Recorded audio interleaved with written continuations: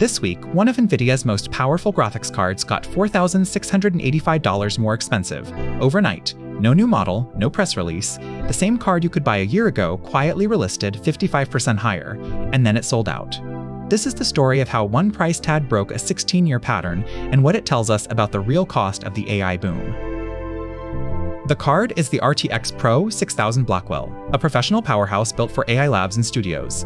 It launched in March of last year at $8565. Then, this week, mid-June 2026, NVIDIA's own marketplace quietly changed the price to $13,250. No statement, no event. Someone just updated the number, and within hours it was out of stock.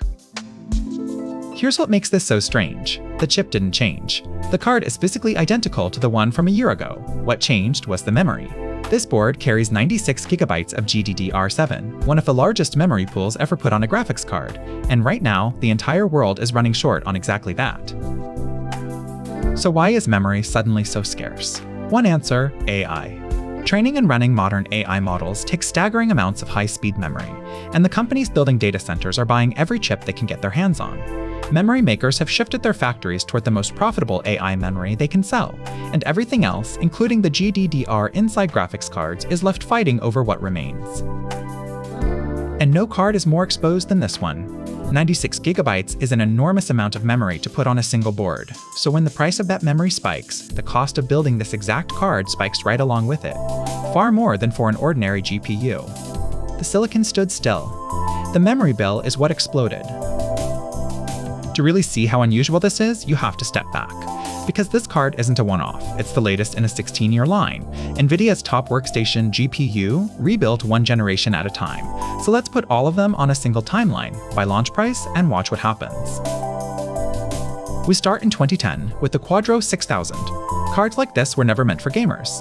They drive the workstations behind Hollywood visual effects, car and aircraft design, medical imaging, scientific simulation, work where being certified and rock solid is worth paying a premium for. The price of that professional crown back then, $49.99. 2013, the K6000, a bigger, faster chip with more memory, and the price barely flinches at $52.65.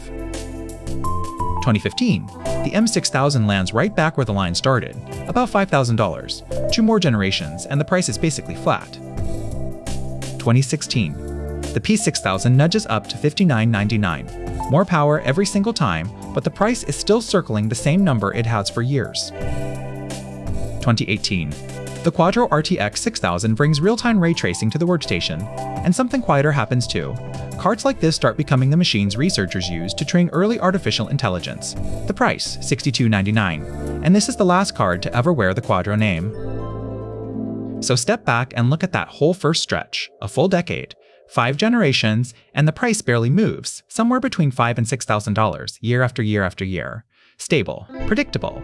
If you bought one of these every couple of years, you always knew, roughly, what it would cost. And then 2020 does something nobody expected.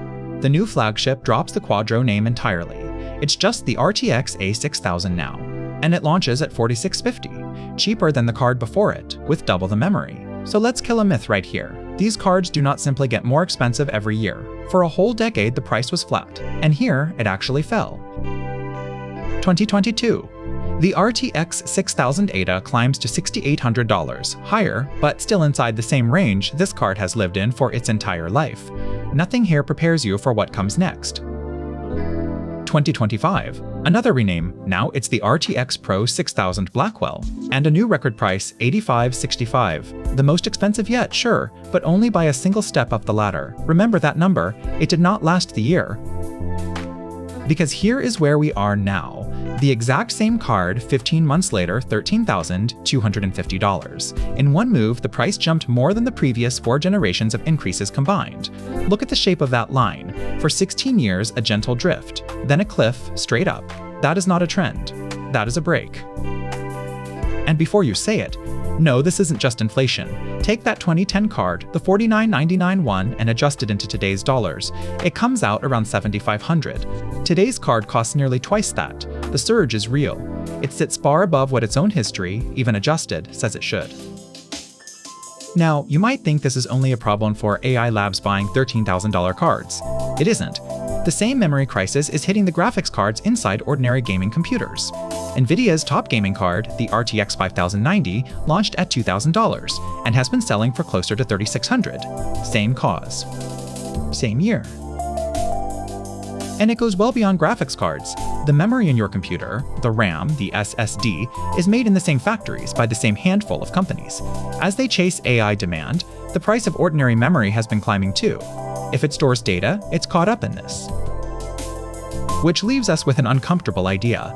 For the first time, there's a buyer, artificial intelligence, willing to pay more for memory than almost any human ever would. And when that buyer is hungry enough, the cost doesn't stay locked inside a data center. It shows up in the price of a workstation, a gaming PC, and eventually, maybe, a laptop or a phone. For 16 years, this price barely moved. Then, in a single quiet relisting, it nearly doubled. No new hardware, just a number, changed overnight. One card, one price tag, telling the story of an entire industry being reshaped by AI, all of it in one timeline.